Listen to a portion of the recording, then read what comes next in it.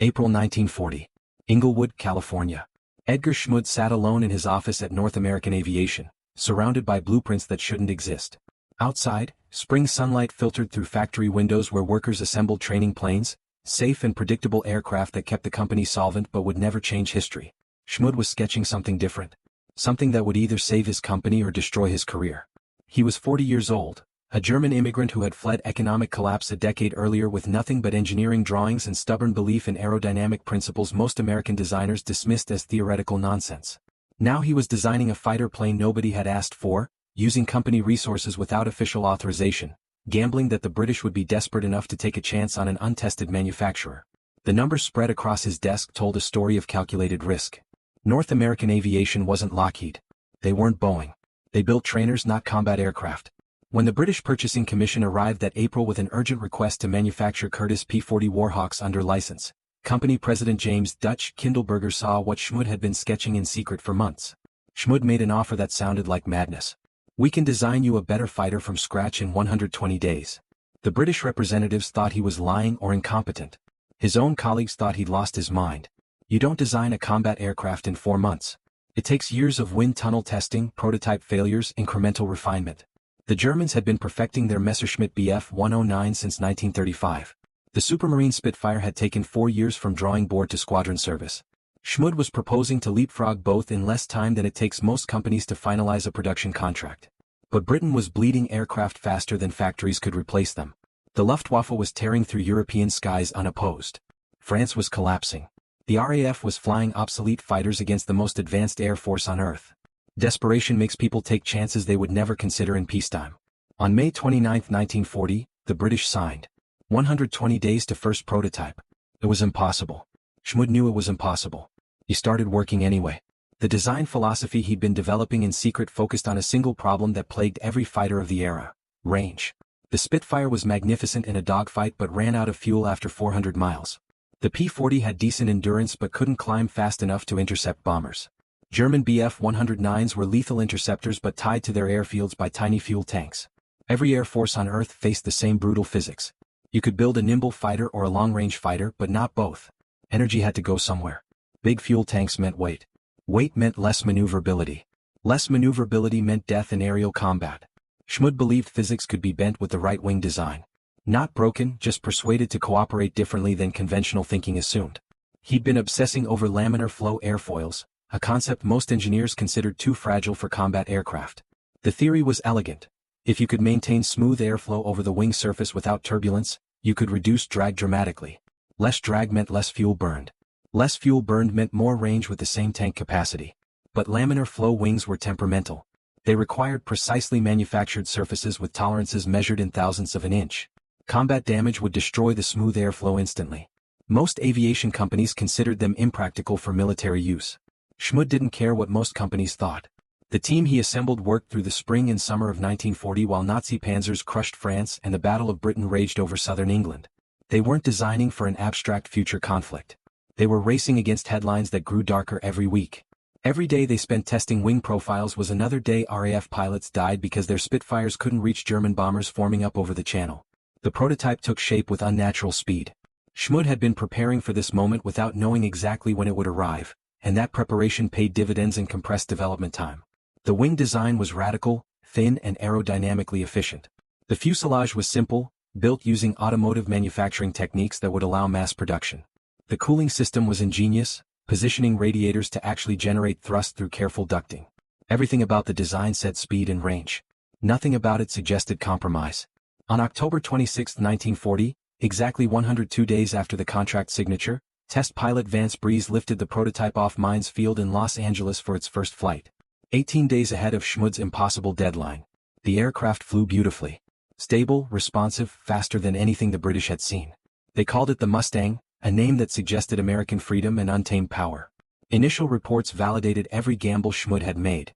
The plane was fast, 390 miles per hour in level flight. It was smooth. It handled like a sports car. RAF pilots who flew early examples couldn't believe an American company with no fighter experience had produced something this refined. But there was a problem. A critical, fundamental, potentially catastrophic problem that wouldn't become apparent until pilots took the Mustang into combat altitude. The problem that would haunt the program for 2 years and nearly kill the entire concept before it could prove itself. Edgar Schmued had designed the perfect airframe. Then he'd installed the wrong engine. Early 1942. Southern England.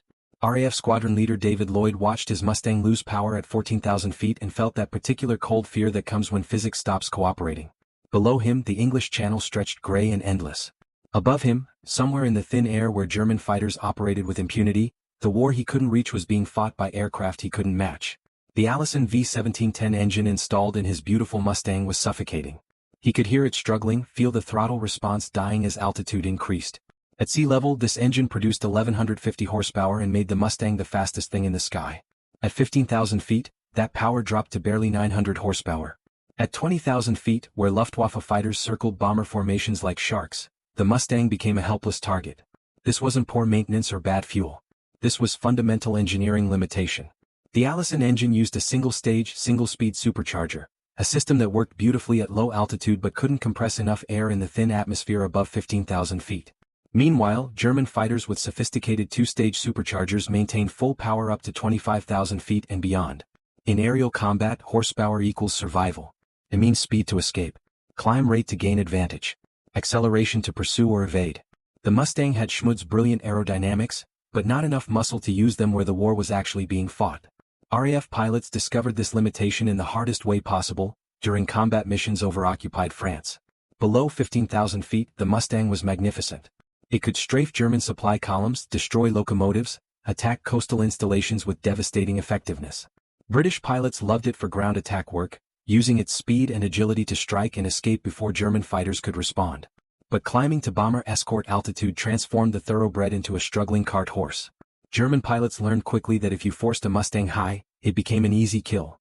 Bf-109s and Focke-Wulf FW-190s would climb to altitude, wait for the struggling Mustangs, and fall on them like wolves on wounded prey.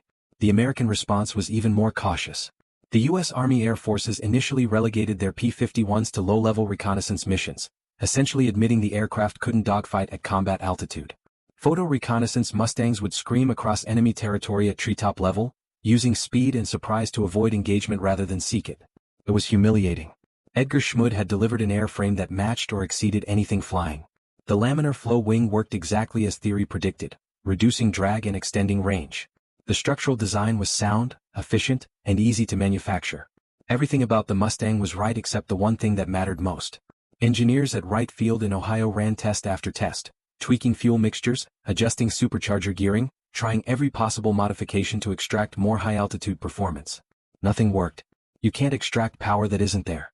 The Allison engine simply wasn't designed for the war it found itself fighting. By mid-1942, the Mustang program looked like an expensive mistake. The Army had ordered thousands of them. Britain had committed to the type. But what good was a fighter that couldn't fight where bombers needed protection? The strategic situation was growing desperate. B-17 flying fortresses were getting slaughtered over Germany, losing dozens of aircraft per mission because their fighter escorts had to turn back before reaching deep targets. P-47 Thunderbolts and P-38 Lightnings tried their best, but neither had the range to accompany bombers all the way to Berlin. The bombers would continue alone into the teeth of German fighter defenses, and the casualty rates were unsustainable. Everyone knew the solution. A long-range, high-altitude escort fighter. The Mustang had the range built into Schmued's efficient airframe. It had the structural design. It absolutely did not have the altitude performance. The perfect fighter was dying of oxygen starvation, and nobody knew how to save it. Edgar Schmued's impossible design was becoming an impossible failure. The deadline he'd met, the gamble that had paid off aerodynamically, all of it threatened to become a footnote in aviation history. Another promising concept that couldn't deliver when reality met theory. And then, in April 1942, a British test pilot made a casual observation that would change everything. Ronald Harker wasn't supposed to save the Mustang. He was a test pilot for Rolls-Royce, the company that built the Merlin engine powering Spitfires and Hurricanes. His job was evaluating engine performance modifications, not rescuing American fighter programs. But when he visited North American Aviation's Inglewood factory in April 1942, he climbed into a Mustang cockpit for a demonstration flight and immediately recognized something everyone else had missed. The airframe was extraordinary. The engine was wrong. But he knew an engine that wasn't wrong. Harker had spent years testing Merlins, understanding their two-stage, two-speed superchargers, watching them maintain power at altitudes where other engines failed. He'd felt how Spitfires performed at 25,000 feet, that sweet spot where British fighters held every advantage over German opponents. The moment he flew the Mustang, he understood what it could become with proper power at altitude. It wasn't a revolutionary insight. It was almost embarrassingly obvious once someone bothered to think it through. The Mustang's cooling system was already sophisticated, designed to handle high-power loads. The airframe was strong enough for forces that would tear lesser aircraft apart. All it needed was an engine that could breathe at altitude. Harker filed his report with Rolls-Royce, suggesting they consider mating the Merlin to the Mustang airframe. The response was polite but unenthusiastic. Rolls-Royce was stretched to capacity building Merlins for British aircraft. They couldn't spare production for experimental American projects. But Harker's report reached other desks. Other engineers who understood what he was proposing. The idea began circulating through British and American aviation circles like a virus, infecting anyone with technical knowledge to understand the implications. Packard Motor Car Company was already building Merlins under license in Detroit, manufacturing British-designed engines using American mass production techniques. If anyone could supply Merlins for Mustangs, it was Packard. But coordination between British, American, and independent manufacturer interests moved at bureaucratic speed while combat losses mounted daily. The breakthrough came through unofficial channels. British test pilots at Rolls-Royce convinced company management to provide 5 Merlin 61 engines for experimental installation in Mustang airframes. Not as an official project, but as a technical demonstration. They'd prove the concept worked, then worry about contracts and production later.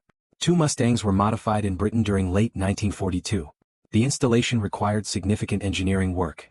The Merlin was heavier than the Allison, slightly larger, and its 2-stage supercharger needed different ducting. But American and British engineers worked together with unusual speed, motivated by combat reports that grew grimmer every week. On October 13, 1942, the first Merlin-powered Mustang lifted off from Hucknall Airfield in England. Test pilot Ronald Harker was at the controls, the same man who had suggested this modification 6 months earlier. He climbed to 20,000 feet and opened the throttle. The transformation was immediate and absolute.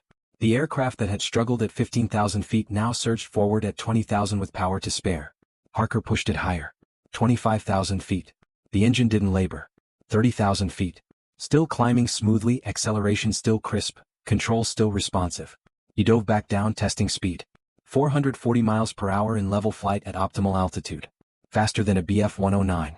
Faster than a FW-190. Faster than anything the Germans had except their experimental jets, and those were still years from operational service. The range was still extraordinary because Schmued's efficient airframe hadn't changed.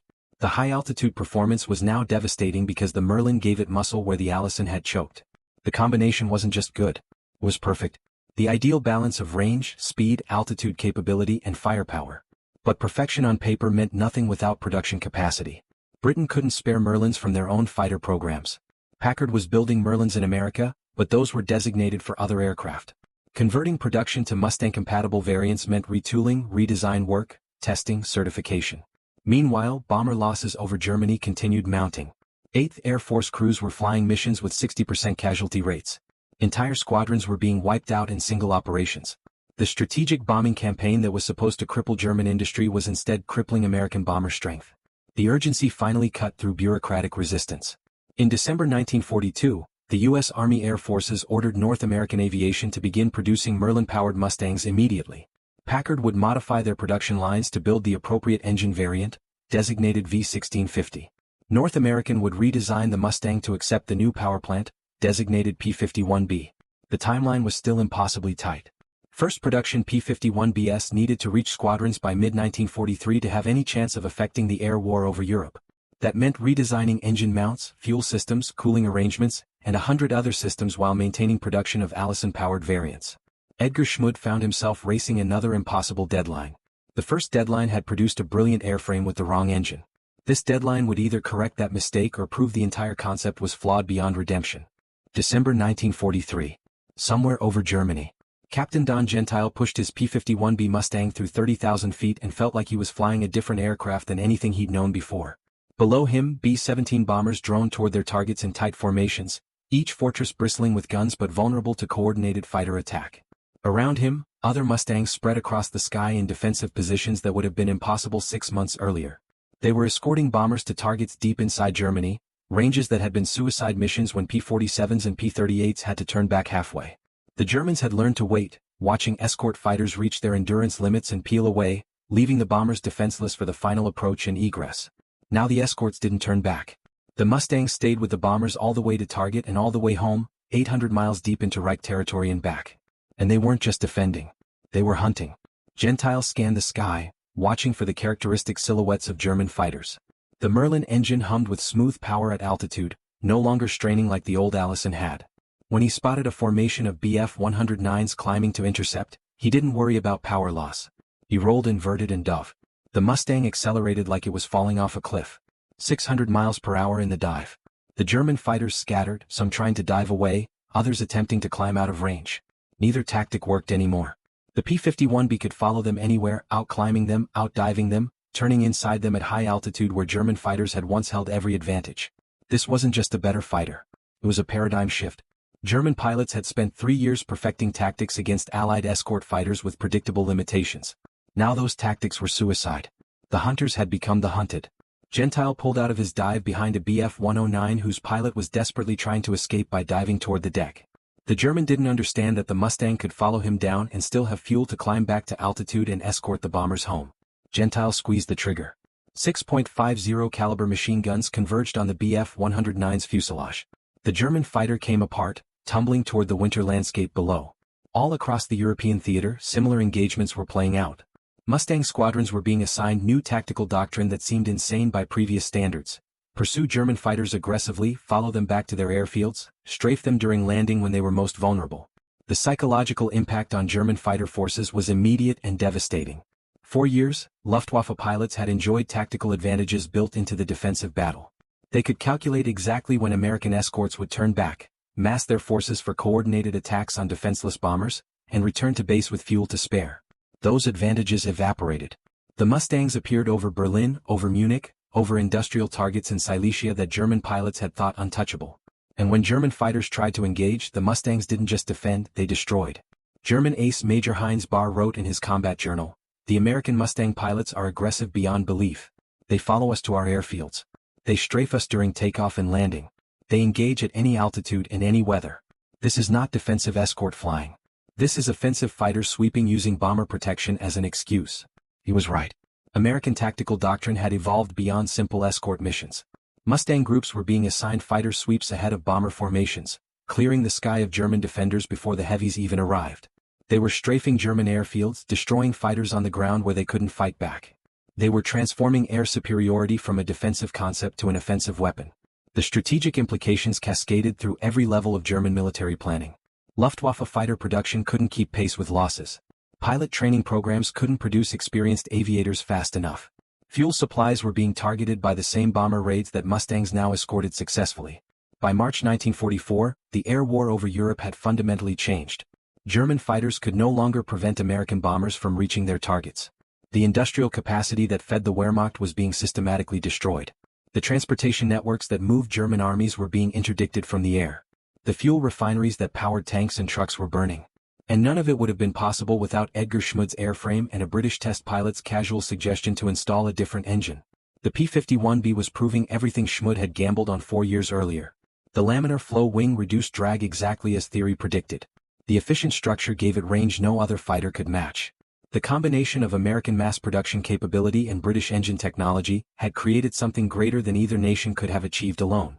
But the transformation wasn't complete yet. Even as P-51Bs were dominating the skies over Germany in early 1944, North American Aviation was preparing the next evolution of Schmued's design.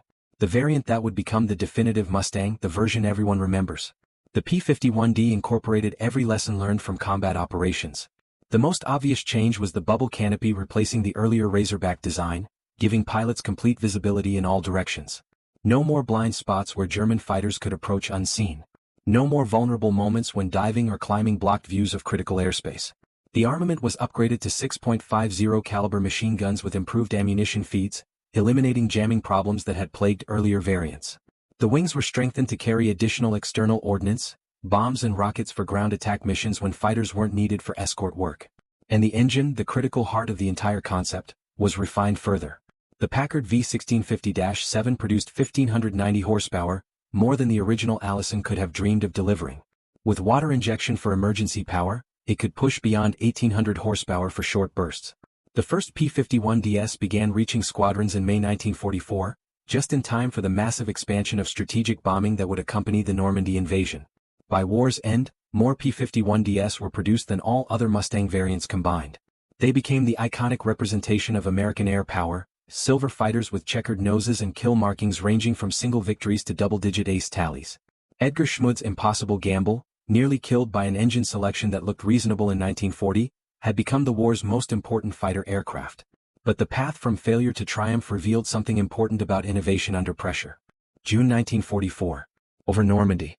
Lieutenant Robert Johnson circled his P-51D over the invasion beaches, watching thousands of Allied soldiers push inland from Omaha and Utah beaches while his engine hummed with perfect reliability at 22,000 feet. He'd been flying fighters since 1943, starting with P-47 Thunderbolts before transitioning to Mustangs. The difference still amazed him every mission. The Thunderbolt was a tank, armored and powerful and reassuring in the way it could absorb battle damage and keep flying. The Mustang was a rapier, fast and agile and utterly dependent on precision engineering, staying precisely engineered. When everything worked perfectly, the P-51 was the finest fighter in the world. When anything went wrong, that perfection became fragility. Johnson had seen Mustangs lost to problems that wouldn't have killed Thunderbolts. Coolant leaks that would have been manageable emergencies in other aircraft became fatal when the Merlin overheated in minutes. Battle damage that P-47s shrugged off punctured Mustang cooling systems and doomed pilots to bail out or crash landing. The laminar-flow wing that gave the Mustang its extraordinary range was intolerant of imperfection. Combat damage disrupted the smooth airflow, dramatically increasing drag. Pilots learned to treat their aircraft gently, avoiding violent maneuvers that could stress the precisely manufactured wing skins beyond their tolerance. This was the hidden cost of Schmued's efficient design. The Mustang achieved its performance through optimization, through eliminating every unnecessary pound of weight, through maintaining tolerances measured in thousandths of an inch.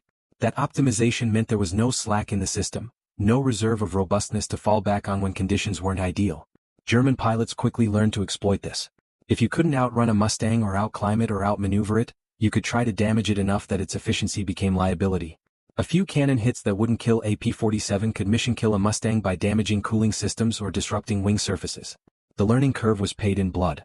Young pilots transitioning from trainers to Mustangs found the aircraft less forgiving than older designs. The high wing loading meant higher landing speeds, which meant less margin for error on approach. The engine's sensitivity to rough handling meant you couldn't muscle your way through emergencies the way you could in aircraft with more forgiving power plants. Experienced pilots loved the Mustang because they understood how to stay within its performance envelope. New pilots sometimes died learning where those boundaries were. But the strategic calculus was undeniable. The Mustang's casualties per mission were acceptable because it accomplished missions that couldn't be accomplished any other way. Bombers reached targets they couldn't have reached before. German fighter losses mounted because Mustangs could pursue them anywhere. The air superiority that made D-Day possible was achieved primarily by P-51s that could range across all of occupied Europe. General Karl Spaatz, commanding U.S. strategic air forces in Europe, understood this clearly. In a staff meeting in July 1944, he stated, "The Mustang is not perfect. It is, however, necessary. Every other fighter we have could be replaced with something different and the war would continue roughly as it has. Without the Mustang, our entire strategic bombing campaign would collapse." That wasn't exaggeration. By mid-1944, Mustangs were flying 60% of 8th Air Force fighter sorties despite making up only 40% of fighter strength. They were escorting bombers to targets in Poland, in Czechoslovakia, in Austria, ranges that represented the absolute limit of contemporary air power projection. The aircraft that began as Edgar Schmued's impossible gamble, that nearly died because of an engine selection mistake, that was saved by a British test pilot's casual observation, had become indispensable. But indispensable doesn't mean flawless. The Mustang's vulnerabilities meant that tactics had to evolve to protect its weaknesses while exploiting its strengths. Fighter groups developed doctrines about formation flying that maximized mutual support. Pilots learned to position themselves so wingmen could watch for German attacks from angles where the P-51's limited rear visibility created blind spots. Maintenance crews learned that the Mustang demanded meticulous care. The Merlin engine required precise timing, perfect fuel mixture, careful monitoring of coolant temperatures.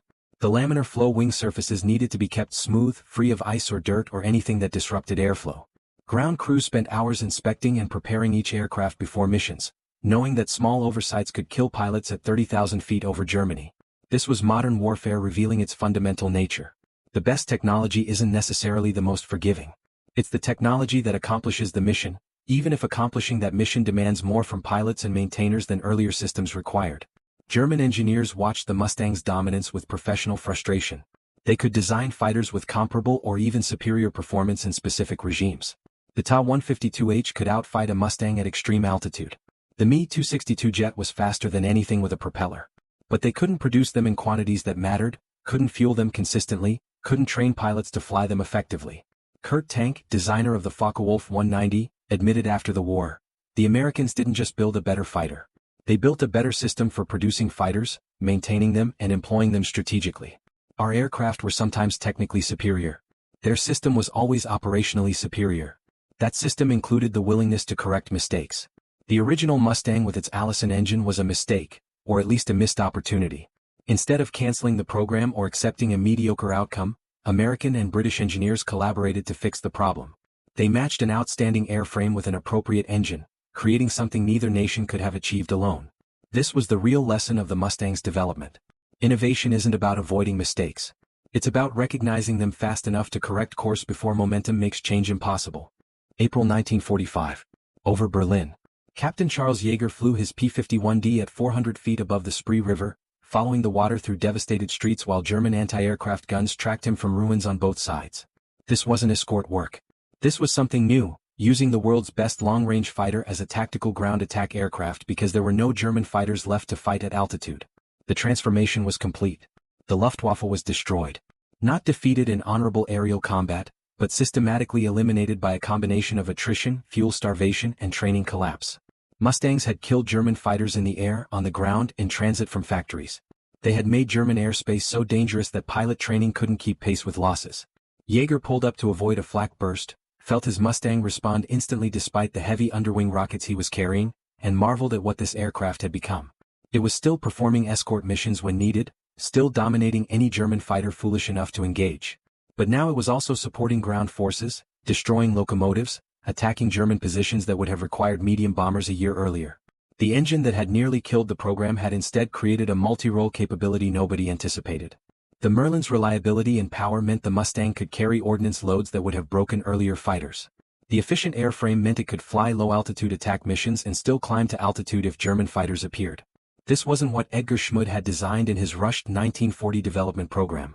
It was better than what he designed, evolved through combat experience and continuous refinement. The war in Europe ended weeks later. Mustangs flew their final combat missions in May 1945, escorting the last bomber raids against remaining German positions. The aircraft that couldn't fight above 15,000 feet in 1942 had dominated European skies for 18 months, helping achieve the air superiority that made Allied victory inevitable. But the story didn't end with German surrender. The Mustang's development revealed principles that shaped aviation engineering for decades afterward. Lesson 1. Specialization has costs. The German focus on specialized fighters for specific missions, heavy fighters for bomber interception, light fighters for air superiority, created vulnerabilities that multi-role aircraft like the Mustang exploited. The American willingness to accept compromises in pursuit of versatile capability proved strategically superior. Lesson 2. Systems matter more than components. The Mustang wasn't superior in every measurable category. German aircraft sometimes had better armament, heavier armor, or higher performance in specific flight regimes. But the Mustang's combination of range, altitude capability, speed, and reliability created operational advantages that outweighed technical specifications. Lesson 3. Mistakes don't have to be fatal. The Allison engine selection looked reasonable in 1940, became problematic in 1942, and was corrected by 1943. That correction required institutional flexibility, collaborative engineering across national boundaries, and willingness to admit errors quickly enough to fix them. Edgar Schmued himself articulated this in a 1952 interview. The Mustang taught me that perfect is the enemy of good enough to fight today. We designed an airframe in 4 months because we didn't have time for perfection. We fixed the engine problem in a year because we couldn't wait for a perfect solution. Every delay would have cost lives. Sometimes you must build what you can build now and improve it while people are fighting with it. That philosophy influenced American aircraft development through the jet age. The F-86 Sabre, which Schmued designed after the war, carried forward the Mustang's emphasis on pilot visibility, efficient aerodynamics, and range. The F-4 Phantom demonstrated that multi-role capability could be more valuable than specialized excellence. Even modern fighter programs reflect lessons from the Mustang's troubled development. The F-35's emphasis on versatility over optimization for single missions echoes Schmued's discovery that flexibility creates strategic options specialization cannot match. 1950, Korean Peninsula. Lieutenant Dean Hess climbed into his F-51D Mustang, redesignated when the Air Force became independent, and prepared for another ground attack mission against North Korean positions. The aircraft was a decade old, designed for a different war against a different enemy. Jets were the future. Everyone knew jets were the future. But jets of the early 1950s were temperamental, fuel-hungry, and required long concrete runways. The Mustang could operate from rough forward strips, carry heavy ordnance loads, and absorb battle damage that would ground a jet. So the old fighter came out of storage and went back to war. Korean service revealed the final truth about Edgar Schmued's design. It wasn't just good for one war. The fundamental engineering was sound enough to remain relevant across changing tactical environments. The same airframe that had escorted bombers to Berlin was now providing close air support in mountain valleys, proving that good design transcends its original mission profile. F-51 Mustangs flew 62,607 combat sorties in Korea, losing 351 aircraft primarily to ground fire. Not bad for an aircraft fighting a war its designers never imagined. But the most surprising longevity came in foreign service. Smaller nations that couldn't afford jets or the infrastructure to maintain them found the Mustang ideal for their needs. Israel flew P-51Ds in their 1948 War of Independence and kept them operational until 1961. The Dominican Republic operated Mustangs until 1984, 44 years after the prototype first flew. These weren't museum pieces. They were operational combat aircraft performing border patrol, counterinsurgency work and tactical support missions. The fact that Third World air forces could maintain sophisticated Merlin engines with limited parts supply testified to how well engineered the complete system was. This extended service life revealed something important about innovation under pressure. The aircraft rushed to combat in 1940 on an impossible deadline, nearly killed by an engine problem in 1942, had enough fundamental soundness in its design to remain relevant for decades. Compare that to contemporary designs that looked more advanced on paper. The P-38 Lightning was technologically sophisticated but operationally problematic, plagued by engine issues and difficult handling. The P-39 Airacobra seemed innovative with its mid-mounted engine but proved largely unsuitable for the war it had to fight. The Mustang succeeded where more advanced concepts failed because Schmued had focused on fundamentals: efficient aerodynamics, structural simplicity, ease of manufacture, pilot visibility, and maintainability. When the engine problem was corrected, those fundamentals allowed the aircraft to excel across multiple roles and remain competitive long after its contemporaries were retired. Aviation historians still debate whether the Mustang was the best fighter of World War II. The Spitfire had better low-altitude maneuverability. The FW-190 had heavier armament. The P-47 could absorb more damage. But best is context-dependent, and in the context that mattered most, strategic escort of deep penetration bomber raids, nothing else could do what the Mustang did. General Adolf Galland, German fighter commander, said in a post-war interview, "The appearance of Mustangs over Berlin meant the war was lost for Germany. Not because we couldn't design fighters to match it, but because we couldn't produce them in numbers while also making tanks, submarines and everything else. The Americans could build thousands of an excellent fighter and fuel them and maintain them. We couldn't match that system even when we had superior individual designs." That admission captures the essential truth. The Mustang wasn't successful because of technological superiority. It was successful because it was good enough in all categories while being manufacturable, maintainable, and strategically employable at scale.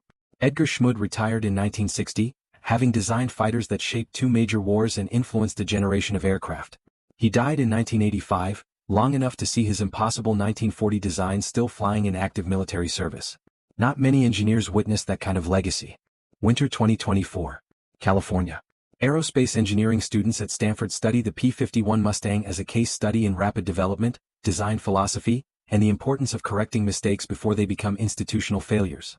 The aircraft represents a specific historical moment when crisis accelerated innovation in ways peacetime never could. But the lessons extend beyond aviation. Every technology sector faces decisions about optimization versus robustness, specialization versus versatility, perfection versus good enough to deploy now.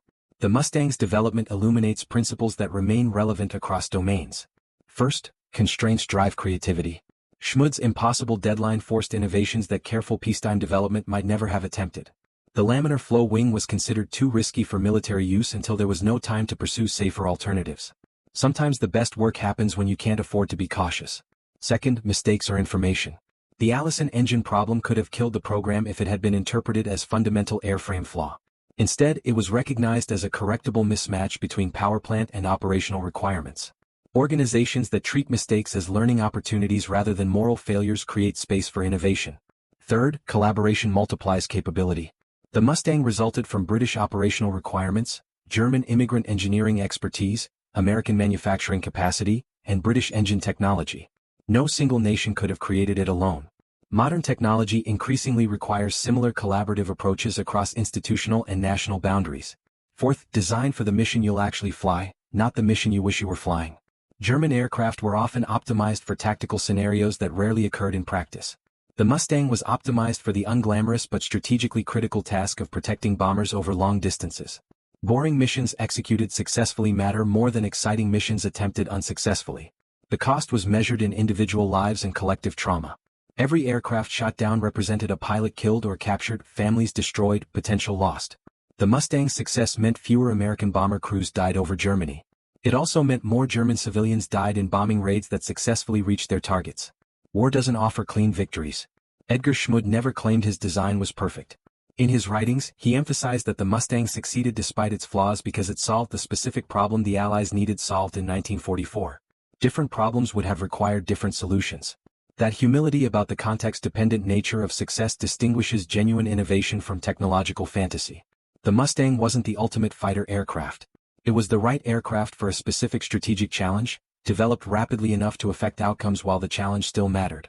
Modern aerospace programs sometimes forget this lesson, pursuing technological perfection that arrives too late or costs too much to deploy at scale. The F-22 Raptor is a superior fighter to anything flying, but only 187 were built because of cost overruns. The F-35 program has struggled with complexity that makes maintenance difficult. Sometimes the enemy of good enough is the pursuit of perfect. The Mustang reminds us that engineering excellence isn't about eliminating all constraints and compromises. It's about understanding which constraints and compromises matter most for the mission you're actually trying to accomplish. In the end, the story of how an engineer's mistake created the perfect fighter plane is really the story of how a community of engineers, pilots, and maintainers corrected that mistake fast enough to matter. The Allison engine wasn't criminal negligence. It was a reasonable choice based on 1940 information that proved inadequate for 1942 requirements. What made the Mustang extraordinary wasn't avoiding mistakes. It was recognizing them, correcting them, and continuing to refine the design based on combat experience. That iterative process, that willingness to admit imperfection and improve it, created an aircraft that influenced warfare and aviation engineering for generations. Edgar Schmued's impossible deadline in 1940 produced an aircraft that fought in World War II, Korea, and regional conflicts through the 1980s. It influenced fighter design through the jet age and remains studied today as an example of engineering under pressure.